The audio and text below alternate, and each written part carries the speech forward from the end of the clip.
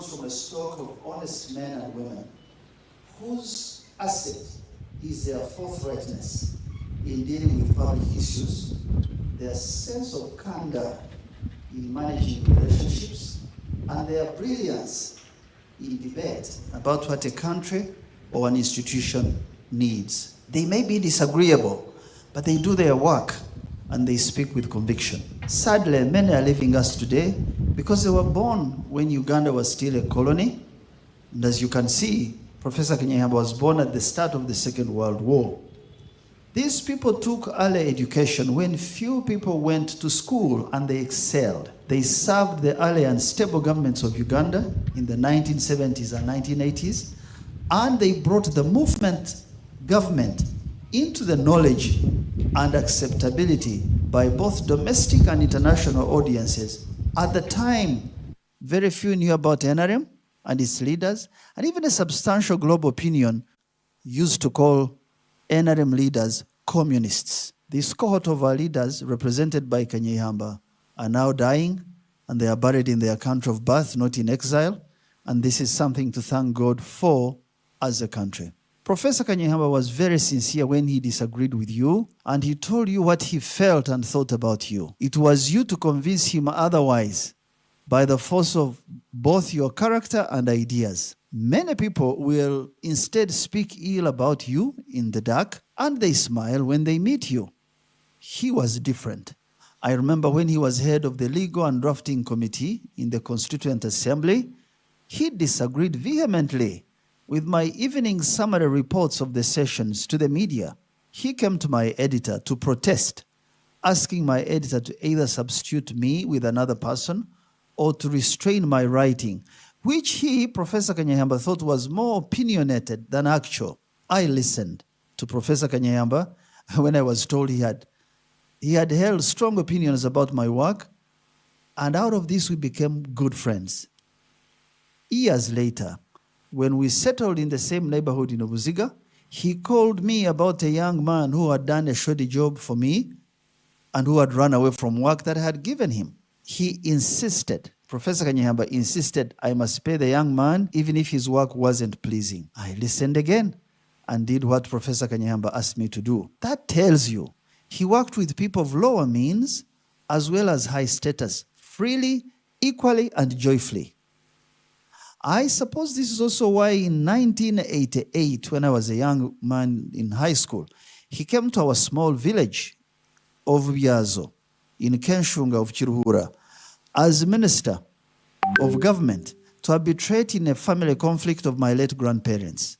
He would have sent a junior officer, but he stepped forward himself. I will miss this spirit of public service, which exhibits to us a sense of humility and availability to the common person. Even when church began in our home next to his house in Obuziga, he encouraged and wrote to my wife to keep preaching the word of God, and he even came to church in our home. Professor Kanyeihamba also loved nature and culture in spite of his busy schedule of writing, of teaching, of politics, and public service. He once told me that the reason he loved and stayed in Wales in exile was the rolling hills in the middle of that part of the United Kingdom. For that part of the UK reminded him of Kabale Hills where he grew up. Indeed, when I first took a train from Paddington in London to Cardiff in the spring of 1996 as a student, I saw with my eyes these beautifully shaped rolling hills with sheep and cattle grazing in the grassland. I later visited the Brecon Beacons, those rounded, high, rolling terrain in South Wales, which confirmed fully why Mzee Kanyeihamba had fallen in love with this country and its people. He was the only person who came to my university and took me out for a meal. I will miss him and his sense of generosity. You never forget these moments later in life. Culturally, he was also well-rooted in his people and his soil. I found out recently that he came from the sub-clan of the Abagabira, who have the same mother as Abazigaba, Abasakuru, and Abanyangabo. Now, for any young people who might not know our country's history, these clans I mentioned are connected to the greater Ankole, Rujumbura, Mpororo, Bunyoro, Toro, and even in parts of Buganda. These clans specifically produced John Bukangaga. John Bukangaga was Omsakuru from Buchimbiri. Buchimbiri is now, I think, in Kisoro. Bukangaga was the leader, or what the Banyachigezi called Urtachirwa of Chigezi from 1963. I have also not checked, but I suspect that Paulo or Petero Ngorogoza of the Bainka clan, his praise name was Rugusha Rwanyinababiri, who led Uganda to independence negotiations in the UK in 1961. This Ngorogoza was also a native chief administrator of Chigezi. He might also belong to the same roots as Kanyeihamba. Ngorogoza worked very closely with Ankole leaders like Mzee Mungonya to settle many Bachiga in Mwizi area of Rwampara from 1947. This same grouping, I think, also produces our current Dr. Muranga, the scientist and husband to my sister in the Lord, Dr. Florence Muranga, of the Toke product. Toke is now doing very well in Uganda, parts of DRC, and now in the US.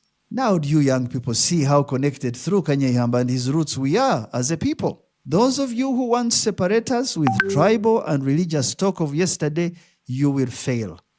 You should be careful, because all our 65 nations, the ones you like to call tribes, I call them nations of Uganda, we are now more interconnected today than you think. Finally, I thank President Yoweri Museveni for allowing us to honor Mzee Kanyeihamba last year in 2024 with the National Leadership and Mentorship Award. To honor this old man in front of hundreds of youth leaders, leaders of universities, leaders at a national level, and elders, all at a national level, gave me great joy. And I'm honored that we were a small part of Kanyeihamba's life in this respect. Now, to you young people listening to me, there is no loss in honoring the elders. A Stanford University experiment, Stanford in the US, they did an experiment some time back on regenerative medicine. That experiment showed that if you pair an old organism with a young one and you connect their circulatory systems, their breathing, their blood flow systems, the old organism regains muscles, it regains bone strength, it even gains better breathing, while the young one, although it ages, it's not at a terrible rate. It tells you that both organisms gain some time in their lives by working together. In social terms, it means we learn better when we pair ourselves with the older groups so we can see what they went through, how they made decisions to build a country, while at the same time we re-energize them, those older people, with better, fresher, newer knowledge that they may not have. That is how I work, and that is what we call mentorship, to sustain a country's growing institutions and push out bad elements who want to reverse our gains in democracy, in our economy, and broadly in our society. Therefore, we need more Kanyeihambas in the public service, in parliament, in institutions, to keep reminding us to stay the course and not to be diverted, and to tell us without fear or favor. The Lord bless the family of the late Professor Kanyeihamba and keep them in perfect peace through this difficult season. I am your friend, Odrek Rwabogo. Thank you.